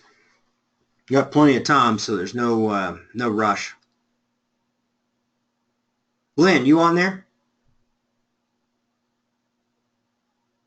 I am, Matt. Hey, Glenn, new student. So let's tell us about where you're at and what you're trying to do and accomplish. Let's I know I talked to you today on the phone. What can we help you with? Well, I'm a 11 something index, and I'm 62. I think I'm a pretty good athlete. Played college and pro hockey, so I've been done some other stuff. But I would like to just have a really good, repeatable swing and be able to have a shoot. Be a single-digit handicap is my goal, and I practice a lot, and I just don't really think I've had any really good formal instruction. So I think I study and I learn, and I would like to. I already studied all your videos on the first one, and I'm still new to what you're trying to teach, so I'm I guess still a neophyte. Yeah. Hey, but before we get into that, did Teddy give you a call? He did. Okay. Good. So one of the things I would tell you is being a hockey player, and this probably it wouldn't help me if I was listening on here either. But being a hockey player, in my opinion, gives you a really good jump start to playing better golf, because you probably played opposite of the side you play golf. Is that correct or not? I mean, just No, I played the same. Right. I'm left-handed, but I played righty. you play. Yeah. Okay. Yeah. So you're left-handed, but you play right Yes. on the hockey shot too, right? Yes. So that's like Ben Crenshaw was the same way. He didn't play hockey, but he played baseball that way, and so was Ben Hogan. Okay. And that lead side strength. There's a thing that if I wish I was around some scientists that could prove this and do some data research, but the lead side strength on a person's body really determines, in my opinion, it determines how talented they are. Like this side of the body. So we'll go on that for a little bit.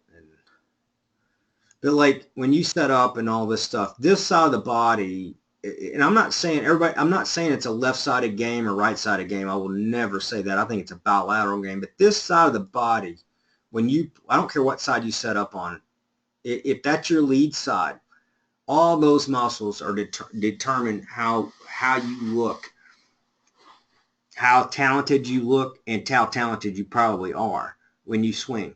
Those are the muscles that are rotating into this backside. The backside's pretty easy to turn for most people, but when it gets, the best way I can explain this is if everybody would turn on here and swing. Now there's going to be some that do it okay, but there's probably maybe one, probably none, but there may be one. If you were to turn and swing your opposite side like a left-handed golf, so if everybody on here was right-handed, so I'm going to assume everybody is, even though I know we have a couple lefties on here.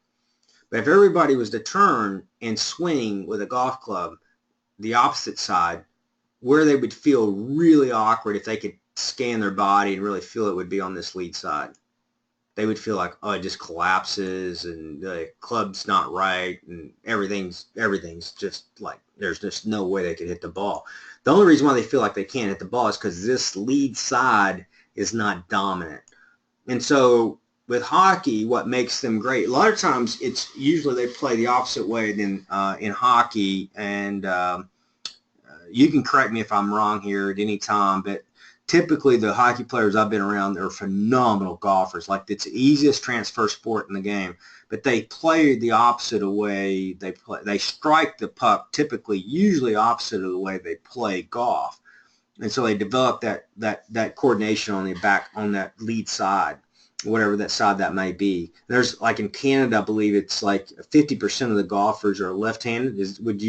That's pretty, from what I've heard, that's correct. Is that, what would you say with that, Greg or Glenn? Oh yeah, that's correct. I think when when I played in the hockey in college in the 70s, everybody was a lefty. Now it's the opposite. Everyone plays righty. Yeah, they've switched, and but go to Canada, and I did a biomechanics seminar. This was years ago, and I got up there, and I was in New York, and I was in Endicott, New York. And it's a pretty little town there in the mountains, but it's we got up there, and I was like, I was only golf pro there, really the only kind of guy that did, and I'm around all these hockey players and physical therapists, and even Sean Foley. Sean Foley was at that thing back in the day, and that's before he was ever heard of, before he worked with Tiger and all that. But the one thing I noticed up there with the Canadian players, they're all left-handed. I was like, man, everybody was left-handed, and it's from that hockey background. But man, they could strike a ball. I mean, it was amazing how well they could strike a ball. But my theory on hockey, and I know I'm going into a little bit much, but like we're looking at grass here. All right, so Glenn, I know you can bear with me here. If that's all ice right there, and you got to swing a golf club and strike a ball, and you got to hit it 300 yards, and you're swinging on ice, most people would fall down. They would twist around and fall down because they don't root into the ground. And that's kind of our philosophy. So when you see our Tai Chi and we talk about rooting into the ground and being able to be stable over rotation and also forward momentum, you don't just want to be stable over just rotation like that. You're staying stable over forward momentum and rotation. And hockey players do it better than any other player sport on the planet because you think about it, they're training on ice. So if you train on ice and you have bad lower body mechanics, guess what happens? Actually, if you have bad upper body mechanics, guess what happens? You end up on your tail. And I use that analogy at every golf school, and I know that the players that are on here tonight would say, yep, he said that before. And the reason why I say that is because they train to create depth in their hips. And so I'm gonna pull that up real quick. They train everything that I think that should be trained. So if you look, they train, when I say depth, they train depth this way, right? So they're training depth, resistance away. But they're also, when you go back into the face-on view, it's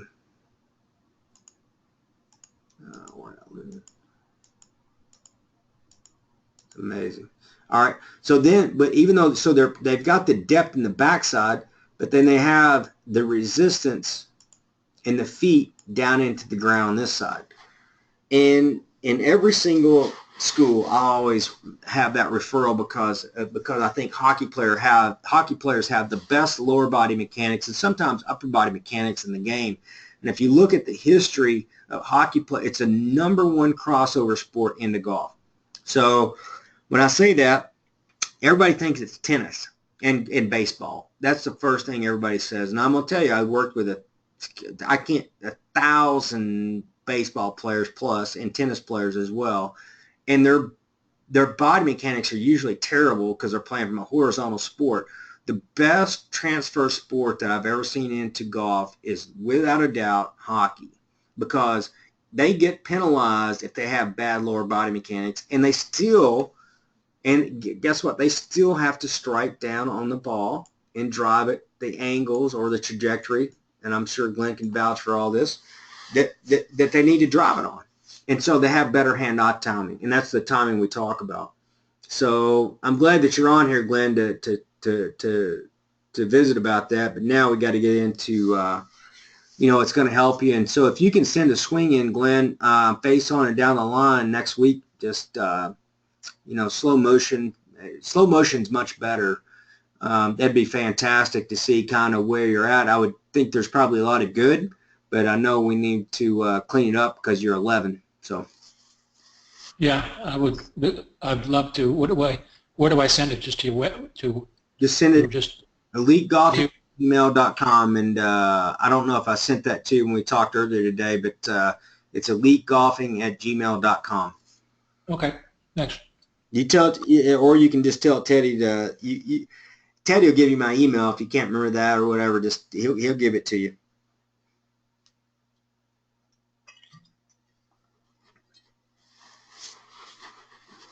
So the other, are there any other questions? I mean, like I said, we've got all night, so no rush.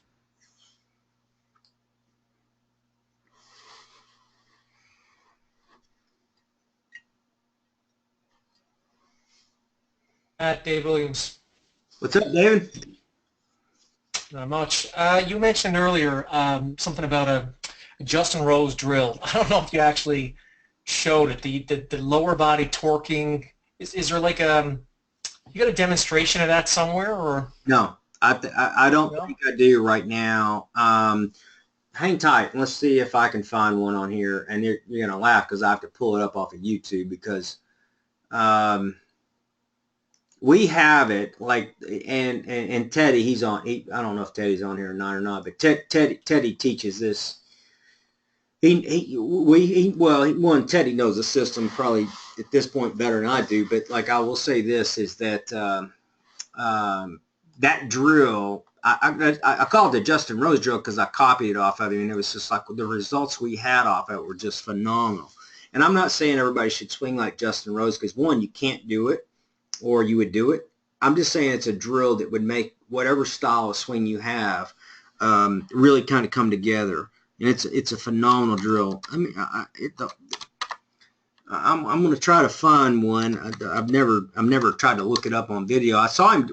How it came about was I was watching him do his pre-shot routine, and this was, I don't know, a year or two ago, and I thought we could put that into play. You know, that was just one of the, wasn't the right thing. All right. I don't know that I'll find it, so just bear with me. I'm going to try. But we need to make a video of it. It's usually we just use that for the, I know there's players on here that probably say it, that they know what that is because they've been to the school and so forth. But he does it in his pre-shot routine, and we'll give it one shot, and we'll see what happens. Well, and everybody else, that's good.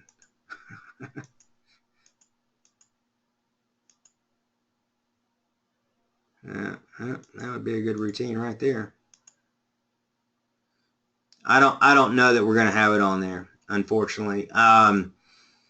I tell you what I will do is I will have a video that I make that has it on there. I'll make that this week, and I'll send it to everybody because it's such it's the upper body version of the internal torque drill.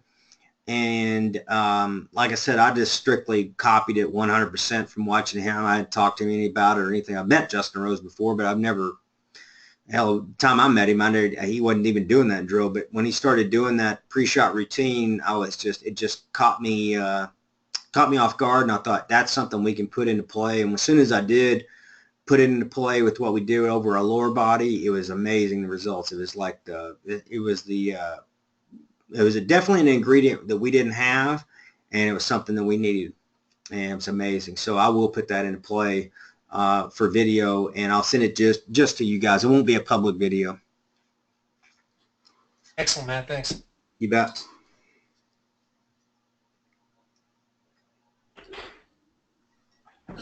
Hey, Matt, this is Glenn. I know you were covering a draw, but when you showed the Tiger Woods video when he was halfway down his back downswing, his right heel is already way off the ground, and that just told me a lot of his weight was. I was just wondering. I know I'm not like that. Yeah, I wouldn't get too into footwork. I think if you talk to Tiger, which I have not, I would say Tiger would tell you that I'll look at it. I can tell you which swing. Let's make sure I've got the right swing up. That's definitely not it. It may take me a little bit. I got so many videos on here, it's hard to find them all. I'll find it. Nope. this that swing right there. So that swing, he won the British Open. This is a good one. I think it's a short iron, but this will be a good one. And he's probably not up on his feet. This isn't the same video we looked at before, but I do want to go over it. There's just nobody in the world better in their iron play at this ever, probably, even Ben Hogan. But like, even if you look at like how much the foot up, would you say that much on the one we were looking at, 3-impact, or less? No, it was. I mean, halfway down, it was up that far on the one you showed us earlier. That was. Yeah. So that was Tiger after all that stuff. Was that it? Oh, that was it. Yeah, that was it, right? I think that was the one. Yeah, that's it. I think that's number 10 in Augusta, but I don't want to say that. Okay. Yeah. See, he wouldn't like that. He would. And now what he does have, I always tell everybody, and you can take this and you guys can think about this overnight and so forth. Because I've had, don't get me wrong, I mean, there's players, everybody says, oh, can you believe they're off their heels as much as they are? Well, I want to give everybody an image here tonight, and I think they'll understand, because this is just 101 biomechanics. Pressure comes from the ball of the foot, all right, not from the heels. Now, you root in the heels in training and deadlifts, and you do it in kettlebell training, all that stuff, but you really root from the toes, especially in what we do and in basketball. Could you imagine? I always tell everybody, so I said, you find me one player in the world that has their, now, because everybody say, look, hey, that heel's off. And there's a lot of the girls on the tour, and I think if you've heard of this and you've seen it, just go ahead and say you've seen it. Their heel will be off the ground. And everybody's seen that, right? I mean, somewhat. I mean, if you have it, that's cool. But you'll see their heels off the ground. Find me anybody that's played golf in this world that's opposite of that. So where the heel's down, the toes up, the toes off the ground like that, and the heel's down. It's impossible. It'd be like trying to dunk a basketball jumping from your heels with the toes off the ground. You can't do it. Just try to jump. I would challenge anybody tonight to put their heels on the ground, lift their toes up, raise them as high as you can, and jump as high as you can off your heels. And everybody's going to go, oh, shit, I can't do that. I don't care who you are. I don't care if you're Michael Jordan. You can't jump because the pressure comes from the balls of the feet. So if you look at principle, principle say he's not doing anything wrong. Now, I guarantee you he doesn't like that much lift. I guarantee you he doesn't, but principle says that's right. There's nothing wrong with what he's doing right there. He's got pressure. If you put both his heels down, if you slam that heel down and you lifted that toe up and vice versa on the other side and lift and push this heel down and let that one up, we would not be talking about Tiger Woods right here. It would be impossible. He wouldn't hit it probably 150 yards max, maybe. It'd be worse than hitting off his knees. Like some people hit off their knees and hit 300 yards. I mean, I can't say I hit it 300 yards. I can hit a long, long way, but there's people that can hit it 300 yards off their knees. But you have leverage off the resistance of the ground into your knee because your knee's there. Try to jump up. Now, what I would challenge anybody to do is jump up in the air and then take a swing and see how far you hit it. And you ain't going to get very far.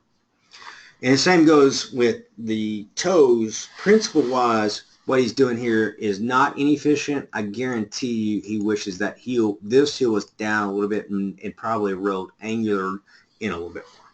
So, okay, thank you. I hope that helps, if that makes sense. There's a video that I have on rooting on stage 2. When you go onto our private website, there's a video that explains that, Glenn, in very good detail. That video, it's probably the worst video I ever made as far as quality. It's probably one of the best videos I ever made as far as precision. You know, as far as if you want to know what the feet and the legs are designed to do, I would say it might be the best. It's probably most efficient that I came up with, and but there's a lot of options there in the footwork. The shaft has a lot of options, and the feet have a lot of options. They're not always going to look the same. But if you want to know like how you should train, I would think that's probably the best work. I mean, like I said, it's quality of the video. It's in my mother's backyard. It's at Christmas, probably 2 years ago.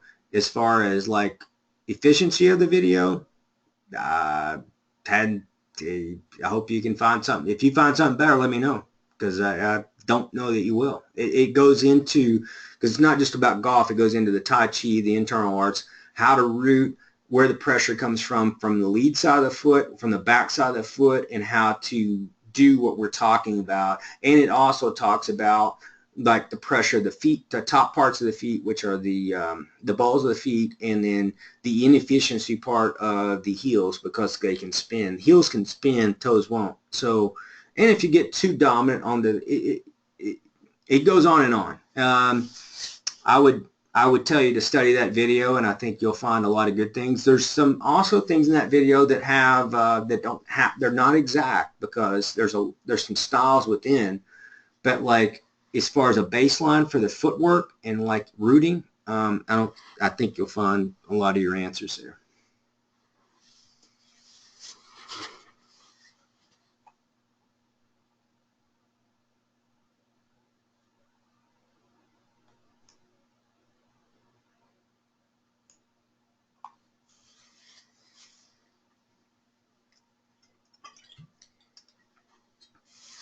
We got any other questions? There's no rush. I'm not going anywhere.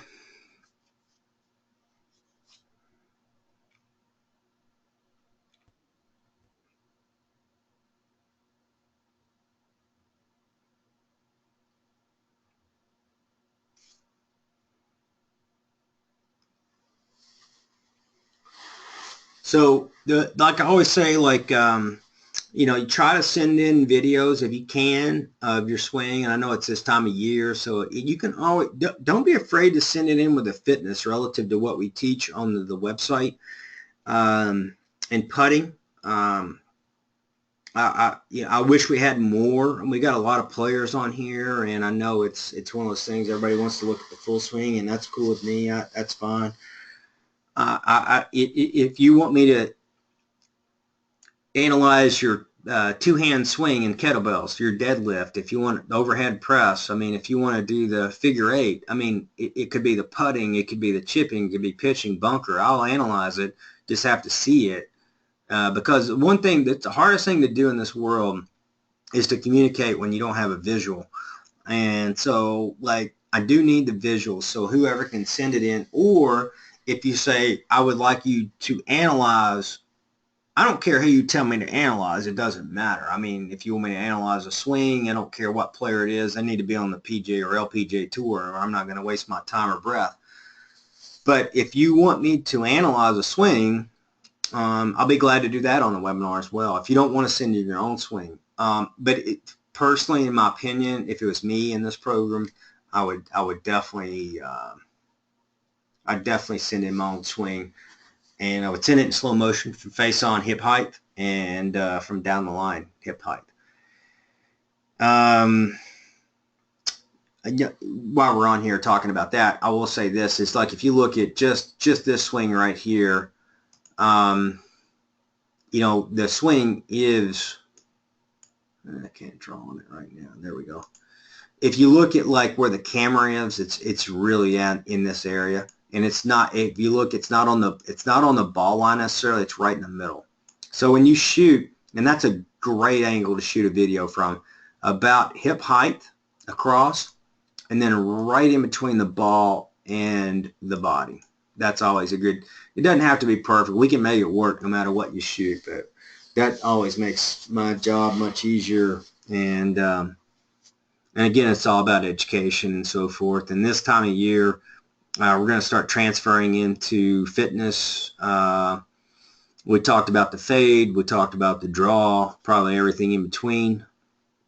But we're going to start talking about more converting your body and getting your body to work like it's supposed to. I had a very good visit today with Mike Nash. I would suggest he's one of our students, and I try to do when especially these days, I try to use the people that are in our program that understand what we do. Mike is he was one of those guys that was, I think he was high 70s. Mike could tell you different if he was on here. He was high 70s, I believe, and I know now he shot several rounds in the 60s, and he's shooting low 70s on average. He knows our system. He's been in our program for over a year. He flew down and did a 3-day school and is just crushing it. But he's a nutritional expert, and he's going to be training me. So I'm going to be the student. As they say in the Navy SEALs, they say there's a time to lead and there's a time to follow. You just got to figure out which one's best. And right now, my time is to follow. So like I said on my one of the videos that I sent out, that I don't know really what I'm doing when it comes to nutrition, and I don't like to talk about it because I don't like to do things that I don't know anything about. I don't like to guess. I don't like to just say, oh, I'm an expert in this, and really not, because I'm not. I'm just not that guy. But when that came about, when I sent that video, Mike is an expert. Mike 100% is an expert, and I'm so thankful that he came to the plate and said that he'd be willing to guide me, and I'm just going to follow his instruction, and he's going to help us along, probably talk to us in several webinars coming up over the winter on how to make our bodies more efficient, minds more efficient through nutrition. And I guess everybody says the same thing. I always say diet because it's a bad habit, but like he seems like the ones I know that know what they're doing don't like to say that word, so it's nutrition and so forth. But he's got some things with water and through fasting that I think people will be pretty shocked to hear, and I'm really excited to try, and I'm also kind of not, because I know there's going to be some suffering, but that's part of the game. You know, you get what you deserve. As Nick Saban said the other day on TV, what you put in, you get out, and I believe that. And I'm looking forward to that next part of our journey, and having him part of our team to help us all get a little bit better. So if there's anybody else that has any questions, fire away, because like I said, I'm not going anywhere. And if there's not, then we'll move on.